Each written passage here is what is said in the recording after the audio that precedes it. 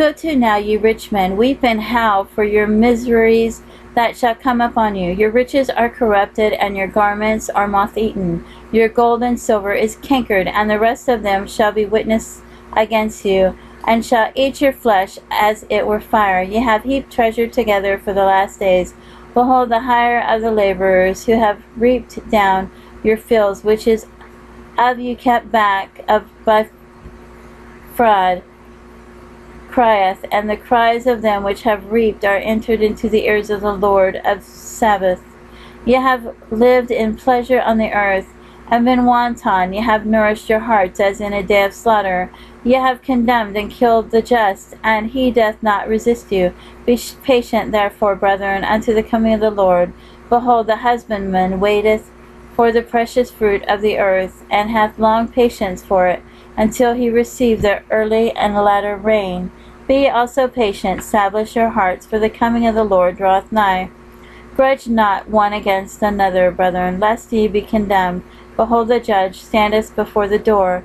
Take, my brethren, the prophets who have spoken in the name of the Lord for an example of suffering, affliction, and of patience. Behold, we count them happy which endure. Ye have heard of the patience of Job, and have seen the end of the Lord, that the Lord is very pitiful, and of tender mercy.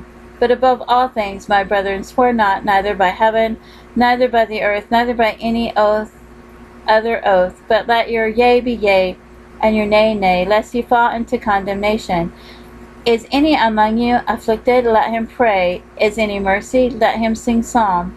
Is any sick among you? Let him call for the elders of the church, and let them pray over him, anointing him with oil in the name of the Lord. And the prayer of faith shall save the sick, and the Lord shall raise him up. And if he have committed sins, they shall be forgiven him. Confess your faults one to another, and pray one for another, that ye may be healed. The effectual fervent prayer of a righteous man availeth much. Elias was a man subject to like passions as we are, and he prayed earnestly that it might not rain.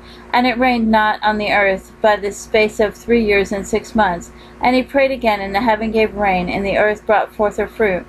Brethren, if any of you do err from the truth, and one convert him, let him know that he which converteth the sinner from the error of his way shall save a soul from the death, and shall hide a multitude of sins.